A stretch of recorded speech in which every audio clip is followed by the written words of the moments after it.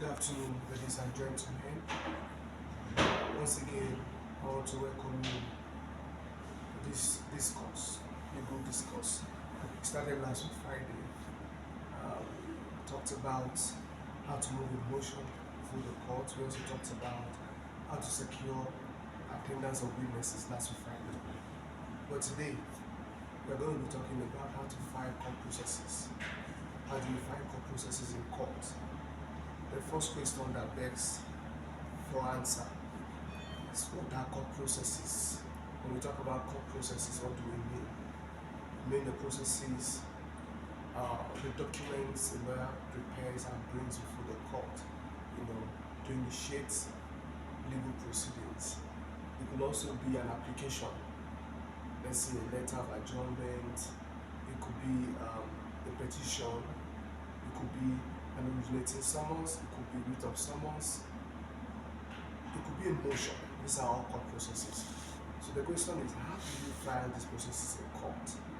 There is a procedure, So when you get to court, so you've prepared your processes in chambers, you've gone through the processes in chambers to ensure that you dated your processes, to ensure you signed your processes. Franking your documents as a lawyer is very important. You have to frank your document, you have to sign them, ensure you sign every document, because unsigned document robs the court of jurisdiction. Any document that is not signed, the court cannot rely on it, so you have to sign your documents. After signing your documents, you take it to the court, be it the magistrate court, be it the high court, be it the federal high court, be it the court of appeal or Supreme Court. Filing process is unified, it's the same. So when you get to the court, the first step is to take, if it is a new matter you are filing or a new process, the first thing is to take the process, let's say writ of summons, to the table of the commissioner for oath. For initially means the commissioner for oath has to go through your processes to ensure that it complies with the rules of the court, to ensure that everything the rule states, it's in your process. So if she is satisfied or if he is satisfied that your processes complies with the rules of the court, she will sign on the court's copy. She has initialed it and then give you the permission to proceed to the process unit for assessment.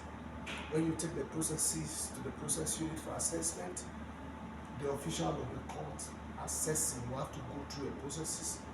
We'll go through your writ of summons, for example, we'll go through your affidavit, witness statement of oath, go through your statement of claim, go through all the accompanying documents to be sure of how much you are going to pay. Each process has a particular fee allotted to it.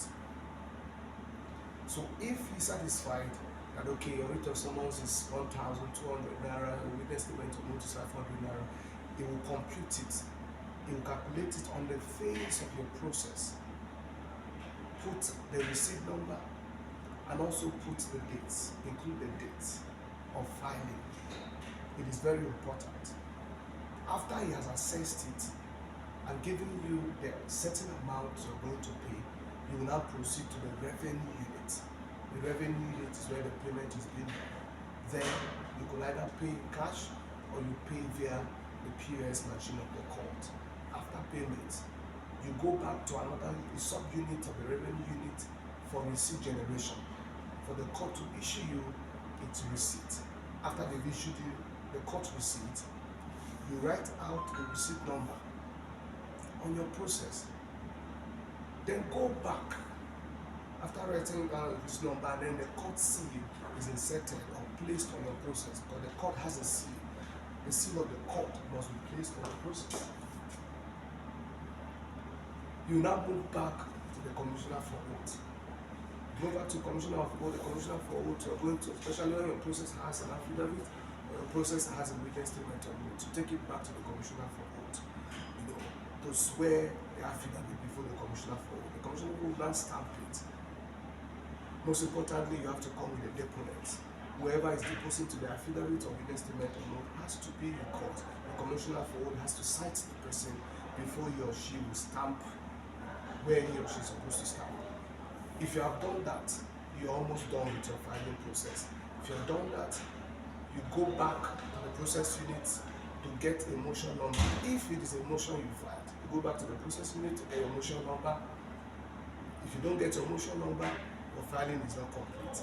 If it is a writ of summons, you're filing, initiating proceedings before the court, you go back to the process, you need to get your suit number, most importantly.